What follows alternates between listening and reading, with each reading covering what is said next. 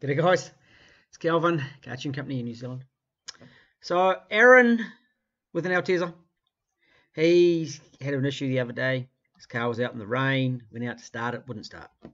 Or no, it started but it wouldn't rev, couldn't rev.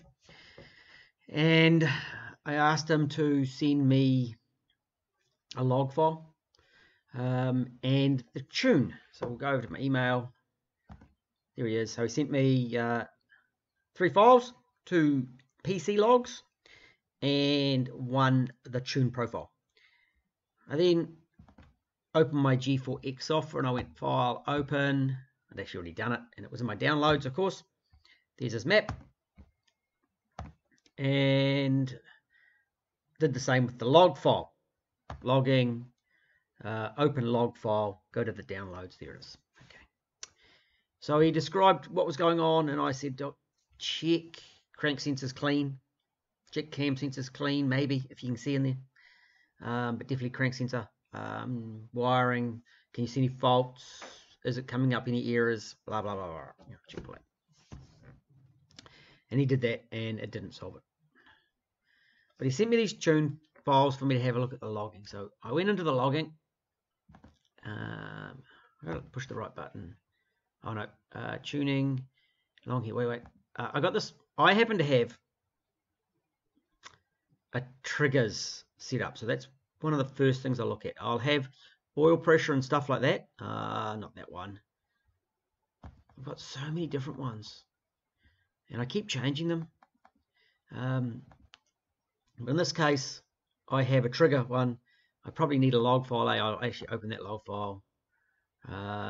Downloads, that one.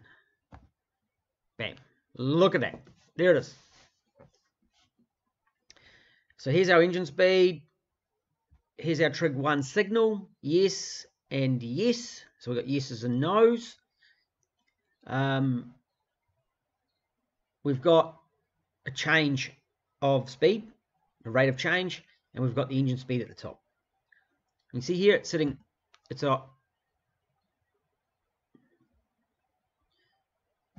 I don't really need that top, but I want to move it down.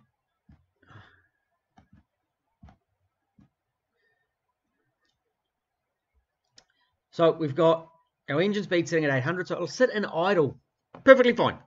Perfectly fine, no problems. But look, we've got a problem here, because when it's running, it shouldn't have a no. That's each of those dropping to the bottom. That's a no. That's a no crank sensor. We'll just expand it out.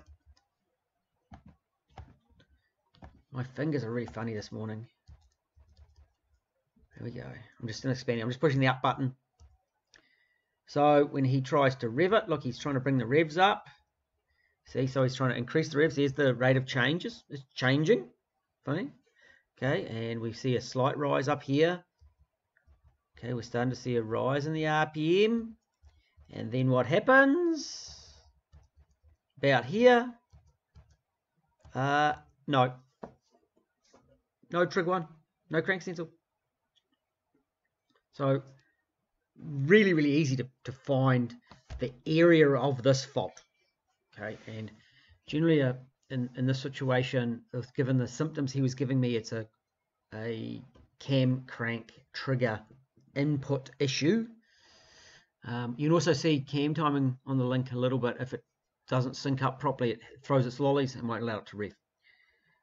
Plus, it's of course mechanically got a problem. But in this case, I do think there's something in that crank signal, either a bad connection in the wiring somewhere. And there was a little issue with this one, which we won't discuss. But Aaron has hopefully resolved that. But I think in this case, I'm going to go grab a crank sensor, chuck it in a box and send it up to Aaron. But you can see there very quickly that we have an issue. I'm just wondering about that. See this errors. I'm just wondering if right at the beginning,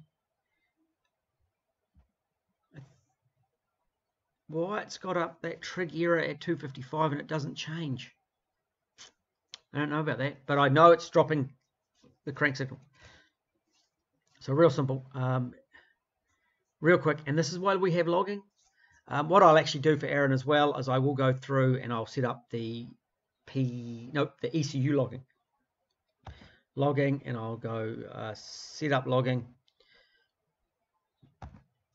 and I will push enabled, and I'll put some numbers in, send that back to him, so he will actually have a log file for when the engine's running, and the ECU will be recording when he's driving, and use that function as well.